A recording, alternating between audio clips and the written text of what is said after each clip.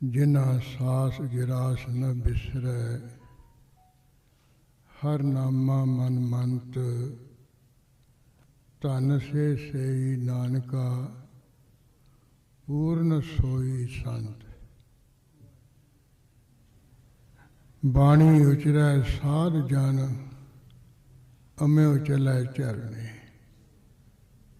संत सहाई जी के भवजल तारनहार, सब ते ऊंचे जानिए नानक नाम प्यार। सन्मानयोग गुरु खालसा साध संगत जी, जिन्हें माई भाई चबर छतर तख्त दे मालिक प्रतख सतगुरु श्री गुरु ग्रंथ साहिब महाराज जी की पावन हजूरी विखे महापुरुषों की याद में जुड़ रहे हो। दास दी निवर गुरफतेह बुलाई, सारे प्रवान करो, सारे आखो वाहिगुरु जी का खालसा वाहिगुरु जी की फतेह। सेवा अते सिमरन मान परोपकारी बख्शी हुई रूह संत बाबा बशाखा सिंह जी दे जानशीन संत बाबा मान सिंह जी अथवा संप्रदाय पिंडरां दे मुखी महापुरख जपी तपी विरागी त्यागी महान उत्तम भगते यथार्थ भगते संत ज्ञानी मोहन सिंह जी की ये महापुरुषों दियां यादां नूं सन्मुख रख के गुरुद्वारा प्रबंध कमेटी वालों तुहाडे सिख संगतां दे सहयोग नाल रल मिल के धुर की बाणी सच की बाणी का ये पितर स्थान ते श्री अखंड पाठ प्रारंभ किया गया सी। ग्रंथी साहबाना की रचना राही एक ओंकार तो लैके 18-10-20 तक संपूर्ण पाठ करके उपरंत गुरु हरगोबिंद साहिब महाराज जी के बचनों अनुसार भी जो भी बाणी की समाप्ति करनी है संपूर्ण जपजी साहब का पाठ करके फिर भोग पाना है। ये इतिहास विच बचन आउंदे है, उन्हां बचनों अनुसार भोग पाया गया। अरदास हुई है उपरंत जो गुरु महाराज ने पावन मुख वाक हुक्मनामा बख्शे है, ओदी सोहनी व्याख्या सोहनी कथा गुरमत आशे अनुसार संत ज्ञानी कपूर सिंह जी आप जी ने सुना के निहाल कर रहे सन।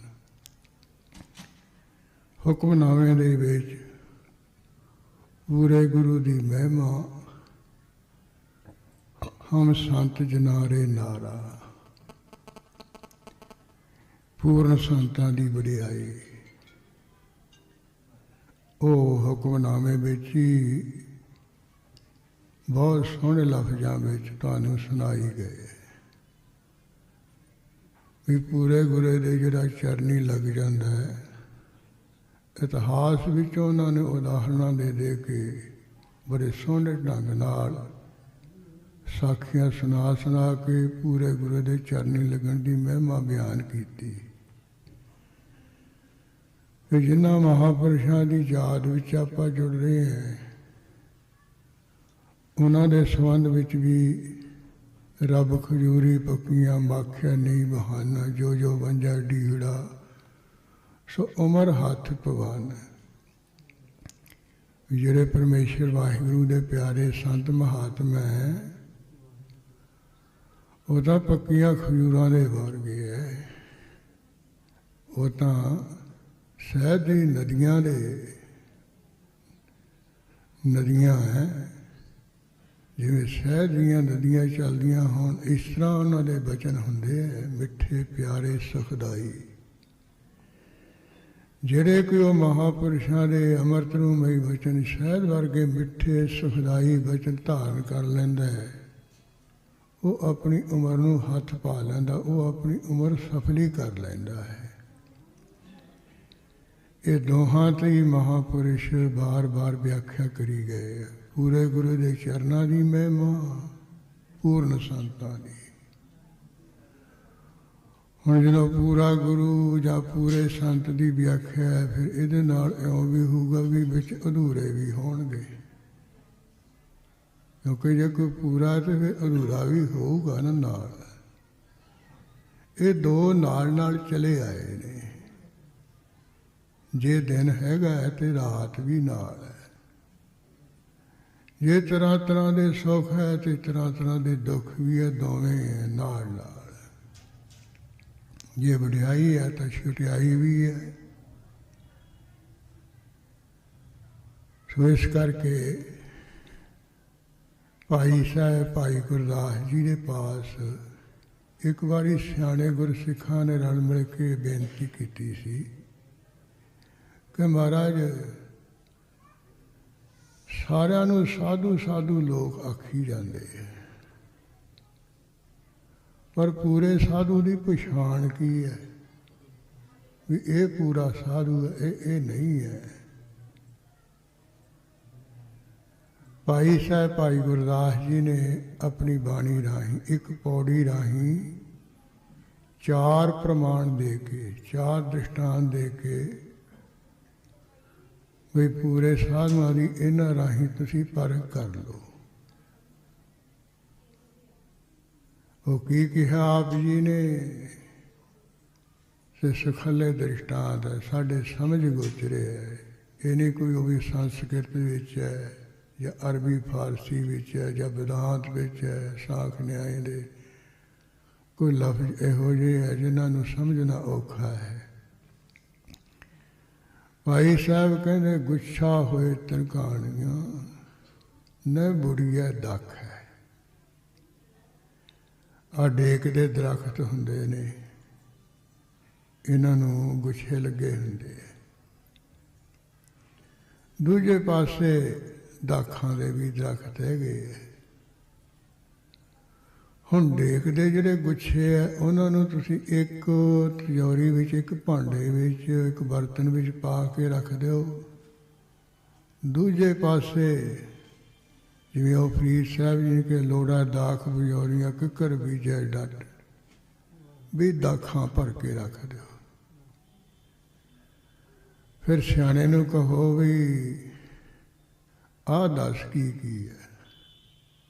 ਉਹ ਪਛਾਣ ਕਰਕੇ ਝੱਟ ਦੱਸ ਦੂਗਾ ਵੀ ਇਹ ਡੇਕ ਦੇ ਗੁੱਛੇ ਹੈ, ਆਹ ਹੈ ਦਾਖਾਂ। ਹੁਣ ਦੇਖਣ ਵਿੱਚ ਤਾਂ ਜਿਹੜੇ ਡੇਕ ਦੇ ਗੁੱਛੇ ਹੈ ਨਾ, ਉਹ ਵੀ ਉਹੋ ਜਿਹੀ ਹੈ ਤੇ ਦਾਖਾਂ ਵੀ ਉਹੀ ਜਿਹੀਆਂ। ਪਰ ਜਦੋਂ ਨੀਝ ਨਾਲ ਦੇਖਾਂਗੇ ਤੇ ਖਾ ਕੇ ਵੇਖਾਂਗੇ, ਉਹ ਡੇਕ ਦੇ ਗੁੱਛੇ ਨਿਰੇ ਕੌੜੇ ਤੇ ਦਾਖਾਂ ਬੜੀਆਂ ਮਿੱਠੀਆਂ। ਜਵਾਨ ਤੇ ਰੱਖੋ ਝਟਪਟ, ਜਵਾਨ ਦੱਸਦੇ ਵੀ ਇਹ ਨਹੀਂ ਗਾ ਦਾਖਾਂ, ਇਹ ਤਾਂ ਡੇਕ ਦੇ ਗੁੱਛੇ ਹੈ।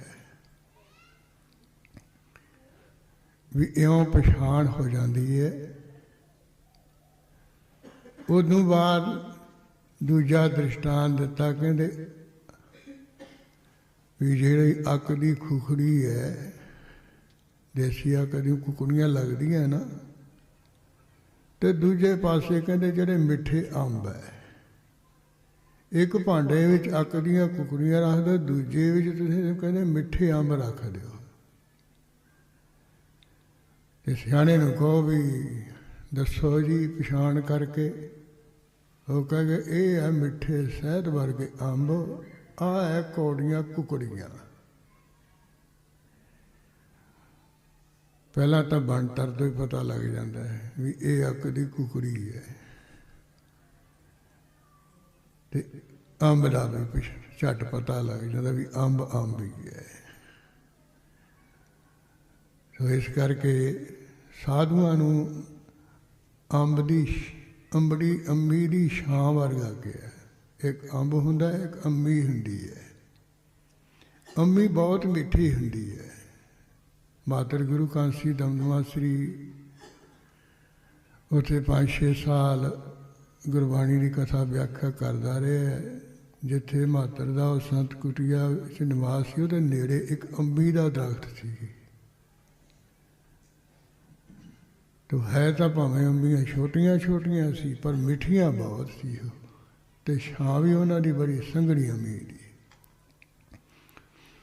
ਵੀ ਅੰਬ ਅਤੇ ਅੰਬੀ ਜਿਹੜੇ ਹੈ, ਇਹ ਕਹਿੰਦੇ ਕੁਕੜੀਆਂ ਜਿਹੜੀਆਂ ਆ ਕਦੀਆਂ ਉਹਨੂੰ ਕੋਈ ਅੰਬ ਨਹੀਂ ਕਹਿੰਦਾ ਹੈ। ਅੰਬ ਨੂੰ ਅੰਬ ਕਹੂਗਾ, ਕੁਕੜੀਆਂ ਨੂੰ ਕੁਕੜੀਆਂ ਕਹੂਗਾ। ਉਹ ਕੌੜੀਆਂ ਹੁੰਦੀਆਂ, ਅੰਬ ਮਿੱਠਾ ਹੁੰਦਾ ਹੈ। ਇਸ ਕਰਕੇ ਸਿੱਖੋ ਤੁਸੀਂ ਪਛਾਣ ਕਰ ਲਓ ਵੀ ਜੇ ਸਾਧੂ ਉਹ ਤਾਂ ਅੰਬ ਵਰਗੇ ਹੈ, ਜਿਹੜੇ ਅਧੂਰੇ ਹੈ ਉਹ ਸਮਝ ਲਓ ਵੀ ਜਿਵੇਂ ਅੱਕ ਦੀਆਂ ਕੁਕੜੀਆਂ ਹੁੰਦੀਆਂ ਨਾ ਕੌੜੀਆਂ, ਉਹ ਇਹੋ ਜਿਹੇ ਹੈ। ਤੀਜਾ ਪ੍ਰਮਾਣ ਦਿੱਤਾ ਭਾਈ ਸਾਹਿਬ ਜੀ ਨੇ ਕੱਚ ਦੇ ਬਲੌਰਾਂ ਦਾ ਅਤੇ ਹੀਰਿਆਂ ਦਾ। ਕਹਿੰਦੇ ਫਟਕ ਨਾ ਪੁੱਜਣ ਹੀਰਿਆਂ, ਉਹ ਭਰੇ ਬਿਆਖ ਹੈ।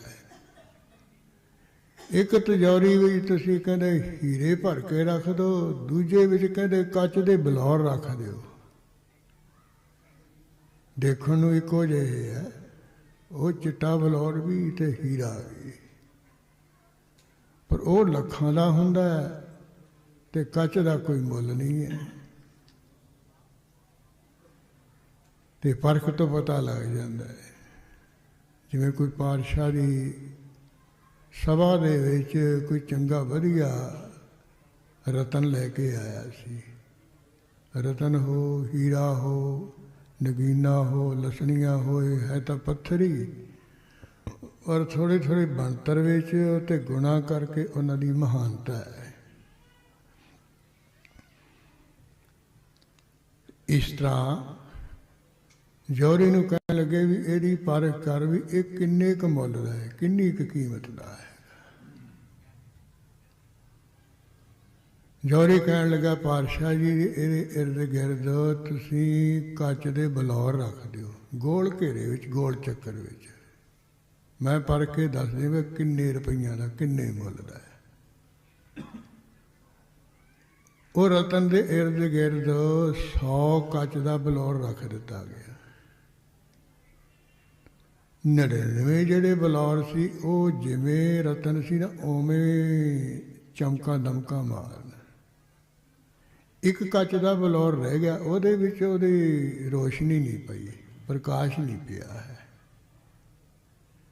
ਜੌਹਰੀ ਕਹਿੰਦਾ ਪਾਤਸ਼ਾਹ ਇਹ 99,000 ਦਾ ਰਤਨ ਹੈ। ਉਹ ਕਹਿੰਦਾ ਲੱਖ ਦਾ ਕਹਿ ਦਿੰਦਾ, ਪੂਰਾ ਹੀ ਕਹਿੰਦਾ, ਕਹਿੰਦਾ ਨਹੀਂ ਅਧੂਰਾ ਹੈ। ਇਹ 99 ਦਾ, ਇਹ ਲੱਖ ਰੁਪਈਏ ਦਾ ਨਹੀਂ ਹੈ। ਕਹਿੰਦੇ ਤੂੰ ਕਿਵੇਂ ਪਰਖ ਲਿਆ? ਕਹਿੰਦੇ ਦੇਖੋ ਪਾਤਸ਼ਾਹ ਜੀ ਨਜ਼ਰ ਮਾਰ ਕੇ ਵੀ ਜਿਹੜੇ 100 ਕੱਚ ਦੇ ਬਲੌਰ ਪਏ ਆ ਨਾ, 99 ਨੂੰ ਇਹਨੇ ਆਪਣੇ ਵਰਗਾ ਕਰ ਲਿਆ ਹੈ। 99 ਇਹਦੇ ਊਂ ਹੀ ਚਮਕਦੇ ਹੈ, ਇਹਦੇ ਪ੍ਰਕਾਸ਼ ਦੇ ਨਾਲ। ਜਿਹੜਾ 100ਵਾਂ ਪਿਆ ਉਹ ਦਿਸ ਰਿਹਾ ਵੀ ਇਹ ਕੱਚ ਹੀ ਹੈ, ਬਲੌਰ ਹੀ ਹੈ। ਸੋ ਭਾਈ ਸਾਹਿਬ ਕਹਿੰਦੇ ਵੀ ਫਟਕ ਨਾ ਪੁੱਜਣ ਹੀਰਿਆਂ, ਉਹ ਭਰੇ ਬਿਆਖ ਹੈ। ਜਿਹੜੇ ਕੱਚ ਦੇ ਬਲੌਰ ਆ ਉਹ ਹੀਰਿਆਂ ਨਾਲ ਨਹੀਂ ਪੁੱਜ ਸਕਦੇ, ਹੀਰਿਆਂ ਵਰਗੇ ਨਹੀਂ ਹੋ ਸਕਦੇ ਹਨ। ਭਾਵੇਂ ਕਿੰਨੇ ਮਰਜੀ ਉਹ ਕੱਚ ਦੇ ਬਲੌਰ ਤਿਜੋਰੀਆਂ ਭਰ ਭਰ ਕੇ ਰੱਖਦੇ, ਜਿਹੜੇ ਪਰਖ ਵਾਲੇ ਉਹ ਕਹਿਣਗੇ ਇਹ ਕੱਚ ਹੀ ਹੈ, ਇਹ ਹੈ ਹੀਰਾ। ਤੀਜਾ ਦ੍ਰਿਸ਼ਟਾਂਤ ਦਿੱਤਾ ਭਾਈ ਸਾਹਿਬ ਨੇ, ਧੌਲੇ ਦਿਸਣ ਸ਼ਾਹ ਦੁੱਧ। ਕਹਿੰਦੇ ਵੀ ਦੁੱਧ ਤੇ ਲੱਸੀ ਇੱਕੋ ਜਿਹੇ ਦਿਸਦੀ ਹੈ। ਦੁੱਧ ਵੀ ਪੂਰਾ ਚਿੱਟਾ ਹੁੰਦਾ, ਉਜਲ ਹੁੰਦਾ, ਅਤੇ ਲੱਸੀ ਵੀ ਪੂਰੀ ਚਿੱਟੀ ਹੁੰਦੀ ਹੈ। ਇੱਕੋ ਜਿਹੇ ਦਿਸਦੇ ਆ ਦੁੱਧ ਤੇ ਲੱਸੀ, ਪਰ ਸਾਦੋ ਗੁਣ ਗਾਖ ਹੈ। ਕਹਿੰਦੇ ਜਦੋਂ ਸਵਾਦ ਲਈਏ ਫੇਰ ਪਤਾ ਲੱਗ ਜਾਓ ਵੀ ਆਹ ਖੱਟੀ ਲੱਸੀ ਹੈ, ਆਹ ਦੁੱਧ ਮਿੱਠਾ ਹੈ। ਭਾਈ ਸਾਹਿਬ ਕਹਿੰਦੇ ਤਿਉ ਸਾਧ ਅਸਾਧ ਪਰਖਿਓ ਕਰਤੂਰ ਸੋ ਭਖ ਹੈ। ਵੀ ਇਵੇਂ ਇਹ ਸਾਧੂ ਹੈ ਕਿ ਨਹੀਂ ਸਾਧੂ, ਉਹਦੀ ਕਹਿੰਦੇ ਕਰਨੀ ਤੋਂ ਪਰਖ ਹੋ ਜਾਓ ਵੀ, ਤੇ ਉਹਦੀ ਸੁਭਾਖ ਹੈ ਕਿ ਬੋਲੀ ਤੋਂ। ਇੱਕ ਜਿਹੜਾ ਸਾਧੂ ਆ ਉਹ ਤਾਂ ਜਦੋਂ ਬਾਣੀ ਉਚਰਦਾ ਅੰਮ੍ਰਿਤ ਦੇ ਚਸ਼ਮੇ ਚੱਲ ਪੈਂਦੇ ਹੈ, ਤੇ ਦੂਜੇ ਪਾਸੇ ਜਿਹੜੇ ਅਧੂਰੇ ਹੈ ਉਹ ਅਸੀਂ ਦੇਖਦੇ ਹੀ ਹਾਂ, ਸੁਣਦੇ ਹੀ ਹਾਂ ਵੀ ਜੋ ਕੁਛ ਉਹ ਬੋਲਦੇ ਹੁੰਦੇ ਹੈ। ਜਿੱਥੇ ਪਿੰਡ ਦੇ ਵਿੱਚ ਕੋਈ ਵਧੀਆ ਹੈ ਸ਼ਾਂਤੀ ਵਰਤੀ, ਉੱਥੇ ਪੁਆੜੇ ਪਾ ਕੇ ਜਾਂਦੇ ਉਹ ਬੋਲ ਬੋਲ ਕੇ ਹੁੰਦੇ ਉਹ ਵੀ ਹੈ। ਪਰ ਇੱਕ ਜਿੱਥੇ ਕੋਈ ਲੜਾਈ ਪੜ੍ਹਾਈ ਹੋ ਰਹੀ ਹੈ ਕਿ ਉਹ ਪੂਰਾ ਸਾਧੂ ਆ ਜਾਏ, ਦੋ ਲਫ਼ਜ਼ ਕਹੇਗਾ ਤੇ ਮੇੜ ਦੇਗਾ। ਜਿਵੇਂ ਬੁੱਧ ਦੇ ਜੀਵਨ ਵਿੱਚ ਆਉਂਦਾ, ਕਿਸੇ ਨੇ ਗੁਨਾਹ ਕਰ ਲਿਆ, ਉਹਦੇ ਇਰਦ ਗਿਰਦ ਸਾਰੇ ਡਾਂਗਾਂ ਲੈ ਕੇ ਪੈ ਗਏ, ਇਹਨੇ ਵੀ ਐਂ ਕੀਤਾ ਐਂ ਕੀਤਾ। ਬੁੱਧ ਭਗਵਾਨ ਜੀ ਆਏ, ਕਹਿੰਦੇ ਵੀ ਪਰੇ ਹਟ ਜਾਓ, ਪਹਿਲਾਂ ਮੈਨੂੰ ਗੱਲ ਕਰਨ ਦਿਓ। ਕਹਿੰਦੇ ਜੀ ਇਹਨੇ ਆਹ ਗੁਨਾਹ ਕੀਤਾ, ਇਹਨੂੰ ਕੀ ਹੈ, ਤੁਸੀਂ ਇਹਦੇ ਕੀ ਜਾਣਾ? ਕਹਿੰਦੇ ਨਹੀਂ, ਮੇਰੀ ਗੱਲ ਸੁਣੋ, ਉਦੋਂ ਬਾਅਦ ਇਹਦੇ ਡਾਂਗਾ ਮਾਰਿਓ। ਕਹਿੰਦੇ ਦੱਸੋ ਜੀ ਬੁੱਧ ਭਗਵਾਨ? ਕਹਿੰਦੇ ਵੀ ਜਿਹੜਾ ਤੁਹਾਡੇ ਵਿੱਚੋਂ ਜਿਸ ਨੇ ਕਿਸੇ ਵੇਲੇ ਵੀ ਜ਼ਿੰਦਗੀ ਵਿੱਚ ਕੋਈ ਗੁਨਾਹ ਨਹੀਂ ਕੀਤਾ, ਉਹ ਡੋਂਗ ਮਾਰੋ, ਭਾਵੇਂ 100 ਮਾਰੋ ਇਹਦੇ। ਜਿਹਨੇ ਗੁਨਾਹ ਕੀਤਾ ਉਹਨਾਂ ਹੱਥ ਲਾਇਆ ਦੇ। ਕਹਿੰਦੇ ਜੀ ਗੁਨਾਹ ਤਾਂ ਸਾਰਿਆਂ ਨੇ ਕੀਤੇ ਹੈ, ਕਿਸੇ ਨੇ ਕਿਸੇ ਸਮੇਂ, ਕਿਸੇ ਨੇ ਲੁਕੋ ਕੇ ਕੀਤਾ, ਕਿਸੇ ਨੇ ਪ੍ਰਤੱਖ ਕੀਤਾ। ਕਹਿੰਦੇ ਫਿਰ ਤੁਸੀਂ ਜੇ ਇਹਨੇ ਕਰ ਲਿਆ ਫਿਰ ਕੀ ਹੈ? ਜੇ ਇਹਨੇ ਕੋਈ ਗੁਨਾਹ ਕੀਤਾ, ਕੋਈ ਗੁਣ ਵੀ ਕਰਨ ਵਾਲਾ ਹੋਊਗਾ, ਇਹਦੇ ਵਿੱਚ ਗੁਣ ਵੀ ਕੋਈ ਹੋਊਗਾ। ਗੁਣਾਂ ਨੂੰ ਵੇਖੋ, ਜੇ ਗੁਲਾਬ ਫੁੱਲ ਹੈ ਖੁਸ਼ਬੂ ਦਿੰਦਾ, ਉਹਨੂੰ ਕੰਡੇ ਵੀ ਦੇਖੋ ਨਾ ਇਰਦ ਗਿਰਦ ਕਿੰਨੇ ਹੁੰਦੇ ਹੈ। ਇਸ ਕਰਕੇ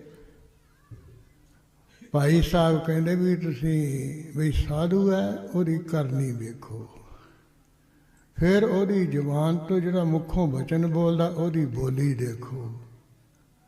ਹੁਣ ਜਿਹੜਾ ਕਾਂ ਹੈ ਤੇ ਕੋਇਲਾ ਹੈ, ਉਹਦੀ ਬੋਲੀ 'ਚ ਅਸੀਂ ਪਰਖ ਲੈਂਦੇ ਹਾਂ। ਜਿਹੜੇ ਕੋਇਲ ਬੋਲਦੀ ਹੈ ਤੇ ਕਾਂ ਤੇ ਕੌਣੀ ਬੋਲਦੇ, ਪਰਖ ਹੋ ਜਾਂਦੀ ਝੱਟ ਵੀ ਹੈ ਦੋਵੇਂ ਕਾਲੇ। ਕਾਂ ਤੇ ਕੌਣੀ ਵੀ ਕਾਲਾ ਤੇ ਕੋਇਲ ਤੇ ਕੋਇਲਾ ਵੀ ਕਾਲੇ, ਪਰ ਬੋਲ ਵਿੱਚ ਬੋਲੀ ਤੋਂ ਅਸੀਂ ਪਰਖ ਲਾਂਗੇ ਵੀ ਆਹ ਕੋਲ ਤੇ ਕੋਲਾ ਬੋਲਦੇ, ਆਹ ਕਾਂ ਤੇ ਕੌਣੀ ਬੋਲ ਰਹੇ ਹੈ। ਇਵੇਂ ਭਾਈ ਗੁਰਦਾਸ ਜੀ ਕਹਿੰਦੇ ਵੀ ਤੁਸੀਂ ਬੋਲੀ ਤੋਂ ਪਰਖ ਲਓ, ਕਰਤੂਤ ਤੋਂ ਕਰਨੀ ਤੋਂ ਵੇਖ ਲਓ। ਆ ਜਿਨ੍ਹਾਂ ਦੀ ਯਾਦ ਵਿੱਚ ਆਪਾਂ ਜੁੜ ਰਹੇ ਹਾਂ ਨਾ, ਇੰਨੇ ਹਜ਼ਾਰਾਂ ਦੀ ਗਿਣਤੀ ਵਿੱਚ, ਹਜ਼ਾਰਾਂ ਭਰਦੇ ਹਾਜ਼ਰੀ, ਤੇ ਸਾਲ ਪਿੱਛੋਂ ਇਹਨਾਂ ਦੀ ਉਹ ਮਹਾਂਪੁਰਸ਼ਾਂ ਦੀ ਯਾਦ ਵਿੱਚ ਹਾਜ਼ਰੀਆਂ ਭਰੀ ਜਾਂਦੀਆਂ ਰਹੀਆਂ। ਉਹ ਕਾਰਨ ਕੀ ਹੈ? ਉਹਨਾਂ ਦੀ ਬੋਲੀ ਤੇ ਉਹਨਾਂ ਦੀ ਕਰਨੀ ਹੈ। ਕਰਨੀ ਨੂੰ ਸਲਾਮ ਹੈ ਉਹਨਾਂ ਦੀ ਬੋਲੀ ਨੂੰ, ਕਿਉਂਕਿ ਉਹਨਾਂ ਦੀ ਬੋਲੀ ਜਿਹੜੀ ਹੈ ਪਰਉਪਕਾਰ ਵਾਲੀ ਹੈ। ਸਾਡੀ ਬੋਲੀ ਹੁੰਦੀ ਆਪਣੇ ਸਵਾਰਥ ਵਾਸਤੇ, ਸਾਡੀ ਕਰਨੀ ਹੁੰਦੀ ਆਪਣੇ ਮਤਲਬ ਵਾਸਤੇ। ਸਾਧੂ ਦੀ ਕਰਨੀ ਹੁੰਦੀ ਹੈ ਦੂਜਿਆਂ ਦੇ ਭਲੇ ਲਈ। ਸੋ ਸੰਤ ਬਾਬਾ ਵਿਸਾਖਾ ਸਿੰਘ ਜੀ ਦੇ ਜਾਨਸ਼ੀਨ ਸੰਤ ਬਾਬਾ ਮਾਨ ਸਿੰਘ ਜੀ, ਉਹ ਇਸ ਸਥਾਨ 'ਤੇ ਵੀ ਕੋਕਰੀ ਕਲਾਂ ਵੀ ਉਹ ਜਾਂਦੇ ਆਉਂਦੇ ਜਾਂਦੇ ਸੀ। ਉੱਥੇ ਵੀ ਕਈ ਵਾਰੀ ਸੰਤ ਗਿਆਨੀ ਮੋਹਨ ਸਿੰਘ ਜੀ ਦਾ ਉਹ ਪ੍ਰੋਗਰਾਮ ਬਣਾ ਲੈਂਦੇ ਸੀ। ਇੱਥੇ ਵੀ ਆ ਧਰਮਸ਼ਾਲਾ ਵਿੱਚ ਅੰਦਰ ਜੱਥੇ ਦਾ ਨਿਵਾਸ ਹੁੰਦਾ ਸੀ। ਮਹੱਤਰ ਵਿਦਿਆਰਥੀ ਰੂਪ ਵਿੱਚ 2-3 ਵਾਰੀ ਵੀ ਇੱਥੇ ਆਇਆ ਹੈ। 5 ਕੁ ਦਿਨ ਦਾ ਪ੍ਰੋਗਰਾਮ ਹੁੰਦਾ ਸੀ। ਸੰਤ ਬਾਬਾ ਵਿਸਾਖਾ ਦੀ ਯਾਦ ਵਿੱਚ ਉਹ ਇੱਥੇ ਸੰਤ ਗਿਆਨੀ ਮੋਹਨ ਸਿੰਘ ਜੀ ਨੂੰ ਬੇਨਤੀ ਕਰਕੇ ਲੈ ਆਉਂਦੇ ਸੀ। ਕਥਾ ਹੁੰਦੀ ਸੀ। ਕੋਕਰੀ ਕਲਾਂ ਵੀ ਉਹ ਬੇਨਤੀਆਂ ਕਰਕੇ ਲੈ ਜਾਂਦੇ ਸਨ। ਸੋ ਇਸ ਤਰ੍ਹਾਂ ਦੇ ਇਹ ਪਰਉਪਕਾਰੀ ਸੰਤ ਬਾਬਾ ਮਾਨ ਸਿੰਘ ਜੀ, ਉੱਧਰ ਸੰਪਰਦਾਇ ਭਿੰਡਰਾਂ ਦੇ ਮਹਾਂਪੁਰਸ਼ ਸੰਤ ਗਿਆਨੀ ਮੋਹਨ ਸਿੰਘ ਜੀ, ਉਹਨਾਂ ਦਾ ਕਹਿਣਾ ਹੀ ਕੀ ਹੈ, ਉਹ ਦੋਹਾਂ ਦੀ ਯਾਦ ਵਿੱਚ ਮਨਾ ਕੇ ਤੁਸੀਂ ਬੜਾ ਭਾਰੀ ਤਕੜਾ ਲਾਭ ਲੈ ਰਹੇ ਹੋ, ਵਧਾਈ ਦੇ ਪਾਤਰ ਹੋ। ਸਾਰੇ ਪ੍ਰਬੰਧਕਾਂ ਨੂੰ ਮੈਂ ਵਧਾਈ ਦਿੰਦਾ, ਸੰਗਤ ਨੂੰ ਵੀ, ਜਿਨ੍ਹਾਂ ਨੇ ਇਹ ਸੋਹਣੇ ਵਿਚਾਰ ਕਰਕੇ ਮਹਾਂਪੁਰਸ਼ਾਂ ਦੇ ਸੰਬੰਧ ਵਿੱਚ ਸਾਡੇ ਵਰਗੇ ਮਹਾਤਮਾ ਨੂੰ ਦਰਸ਼ਨ ਕਰਾਏ ਹੈ। ਇੰਨਾ ਕੁਝ ਕਹਿ ਕੇ ਦਾਸ ਖੇਮਾਂ ਦਾ ਜਾਚਕ ਹੋ ਰਿਹਾ ਹੈ। ਸਾਰੇ ਫਤਿਹ ਬੁਲਾਓ ਜੀ, ਆਖੋ ਵਾਹਿਗੁਰੂ ਜੀ ਕਾ ਖਾਲਸਾ, ਵਾਹਿਗੁਰੂ ਜੀ ਕੀ ਫਤਿਹ।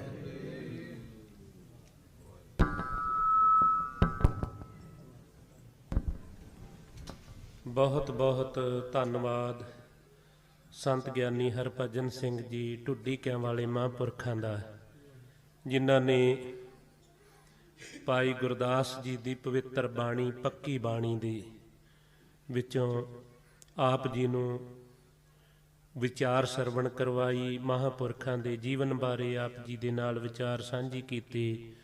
ਸੋ ਮਹਾਂਪੁਰਖਾਂ ਦਾ ਬਹੁਤ ਬਹੁਤ ਧੰਨਵਾਦ। ਸਾਡੇ ਪਾਸ ਉਦਾਸੀਨ ਡੇਰਾ ਬਾਬਾ ਸ਼੍ਰੀ ਚੰਦਰ ਜੀ ਦੇ ਮਹੰਤ ਬਾਬਾ ਬਲਵਿੰਦਰ ਦਾਸ ਜੀ ਪਹੁੰਚੇ ਨੇ, ਉਹਨਾਂ ਦਾ ਵੀ ਧੰਨਵਾਦ। ਜੀ ਆਇਆਂ ਨੂੰ। ਪਿੰਡਰਾਂ ਤੋਂ ਬਹੁਤ ਸਾਰੀਆਂ ਸੰਗਤਾਂ ਮਹਾਂਪੁਰਖਾਂ ਦੇ ਨਾਲ ਆਈਆਂ। ਭਾਈ ਗੁਰਮੇਲ ਸਿੰਘ ਮੱਲੀ ਜੀ, ਉਹਨਾਂ ਦੇ ਨਾਲ ਹੋਰ ਬਹੁਤ ਸਾਰੇ ਗੁਰਮੁਖ ਪਿਆਰੇ ਆਏ। ਸਾਰਿਆਂ ਦਾ ਧੰਨਵਾਦ। ਜੀ ਆਇਆਂ ਨੂੰ। ਸਾਡੇ ਪਰਮ ਮਿੱਤਰ ਭਾਈ ਹਰਜਿੰਦਰ ਸਿੰਘ ਜੀ ਵਹਿਣੀਵਾਲ, ਜੋ ਪਿੰਡਰਾਂ ਸ਼੍ਰੀ ਅਖੰਡ ਪ੍ਰਕਾਸ਼ ਗੁਰਦੁਆਰਾ ਸਾਹਿਬ ਵਿਖੇ ਸੇਵਾ ਨਿਭਾ ਰਹੇ ਨੇ, ਉਹ ਵੀ ਆਏ ਨੇ, ਉਹਨਾਂ ਦਾ ਵੀ ਧੰਨਵਾਦ। ਜੀ ਆਇਆਂ ਨੂੰ।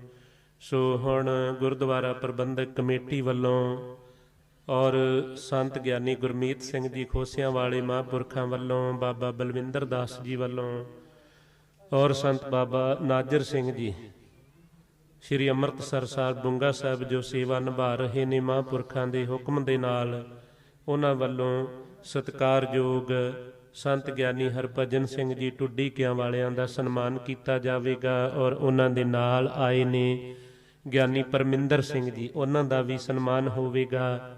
ਸੋ ਮਹਾਂਪੁਰਖਾਂ ਨੂੰ ਬੇਨਤੀ ਹੈ ਕਿ ਗੁਰੂ ਘਰ ਦਾ ਸਨਮਾਨ ਆਪ ਜੀ ਪ੍ਰਾਪਤ ਕਰੋ ਜੀ। ਬਾਬਾ ਦਰਸ਼ਨ ਸਿੰਘ ਜੀ ਆਜੋ ਤੁਸੀਂ।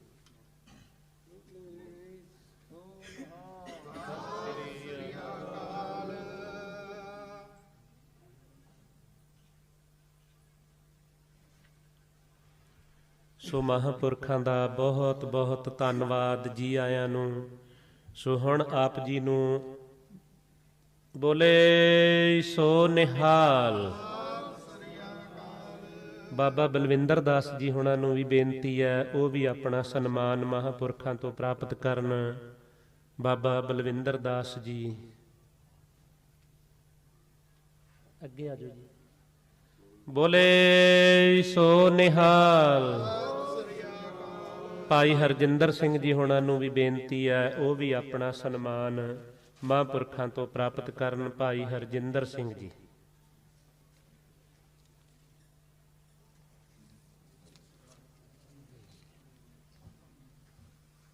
ਲਿਆਓ ਜੀ।